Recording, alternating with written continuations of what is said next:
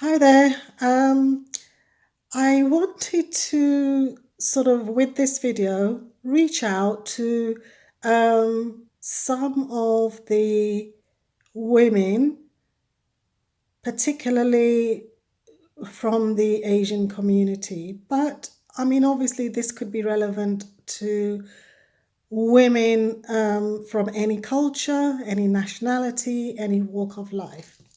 Now, the reason I said Asian women initially was because how many women get dressed up to look like a bride, maybe a little bit like this, what I'm wearing today, get dressed up and have so many dreams that they are looking forward to, dreams that they may have had for such a long time. And they're getting married, and it's most probably, the most important day. Well, usually getting married is one of the most important days of a woman's life. And, the effort, the time, the effort, the money spent, all the emotions, everything that goes into it.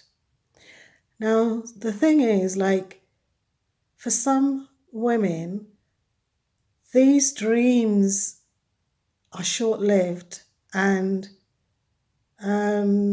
sometimes very easily shattered, sometimes very quickly, overnight.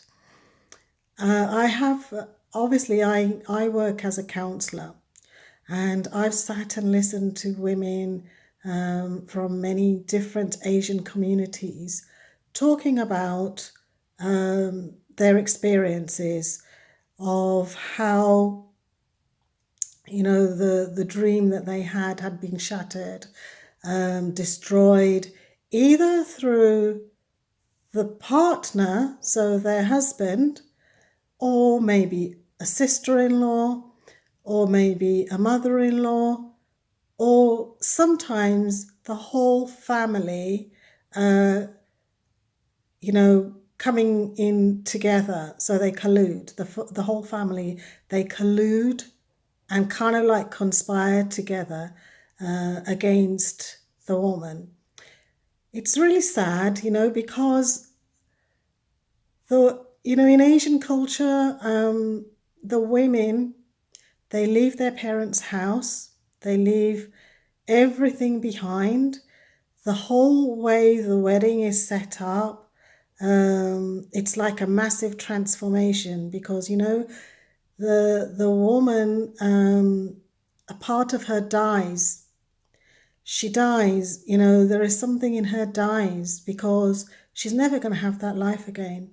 She most probably will never have those relationships again, with the parents or the siblings, or even the extended family. Sometimes women are sent abroad to other countries, like sometimes the parents from India send their daughters abroad so that, they can experience a better lifestyle, but like sending them abroad. But this is very sad in some situations because what happens is that poor woman, and sometimes, at a very young age as well, is brought into a family home and treated very much like a slave. So, she is expected to do the cooking, the cleaning, everything, wait on the whole family. And a lot of the times, the guy that she's married is usually spoilt, and so the parents don't say anything to him. And sometimes, even if they do, if he's knows how to manipulate them, they can't really do much. So there are lots of different scenarios, lots of different situations. Now, what I want to try and sort of like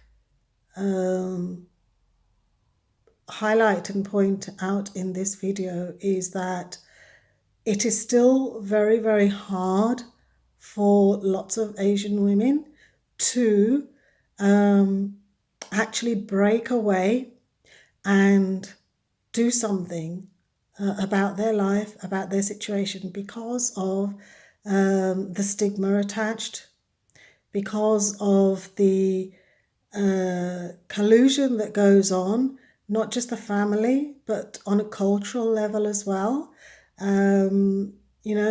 It's very hard. It's very, very tough for someone to fight, not just the families, but the whole community and the whole cultural aspect of what goes on within that community and that family. So for some women, it's really tough going with no support whatsoever. Some women most probably do manage to break away by getting the support through the authorities, maybe the police and then housing, etc.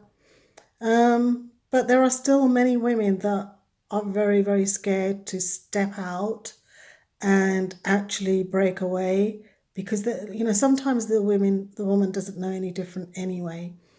If you have been conditioned to believe that you are there to serve and be a good housewife and a good daughter-in-law,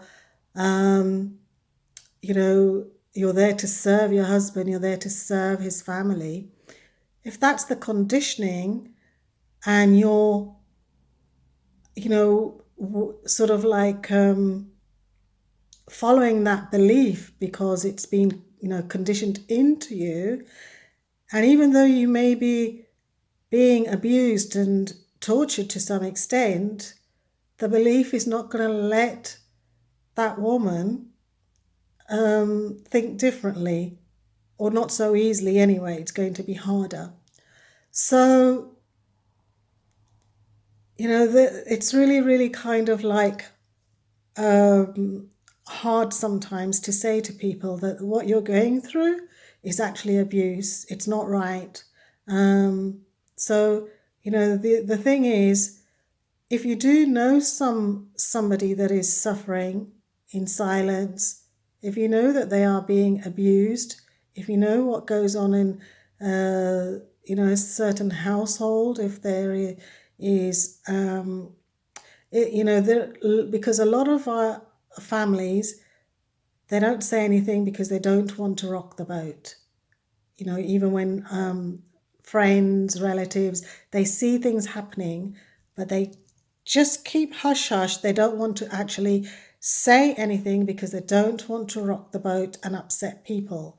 But that's wrong, because then you're just allowing the abuse to happen. You're allowing someone to suffer in silence. So what I would like to my message here in this video is really that, if you observe abuse, if you observe something that you think is not right, you should do something about it instead of staying silent, because, by staying silent, you're just as much to blame by not speaking out, really. If you are the victim, then, really please know and understand that there is help. There is always help. It may be hard initially, breaking away, but you know that there is going to be help. And you can become a stronger and, much better person. You don't have to suffer in silence. And obviously, if anybody who is watching this video and you fall into the category of being the perpetrators, and you most probably don't like what I have to say here, well, I'm sorry, but, that kind of behavior is just not acceptable. And if you are a perpetrator watching this, listening, you most probably know what you're doing is not right. Maybe you're not fully consciously sort of aware that you feel remorse about what you may be doing, because it could be that your negative side, the ego part of you, gets a kick out of being the controlling person towards the other person. So if you are a perpetrator, I just want you to know actually that you are suffering just as much, because whether you're a victim or a perpetrator, it's not a healthy place to be at all. Because both victim and perpetrator, they experience pain, so it doesn't matter, if you're in the controlling side, because by you doing that, you know that you're in pain. So the message is really that you need support as well. You need help as well, just as much as the victim needs help and support. And those people that observe, they witness things, well, they need to be more in touch with their throat chakra. They need to be in touch more with the spiritual aspect of themselves, because they need to learn to live more in truth and speak out for truth, because nobody should have to suffer and nobody should be allowed to suffer. And, why should a young girl's dreams and hopes and wishes be shattered because of other people? Everybody deserves a chance. So let's all please work together to, improving lives, making things better for everybody, for,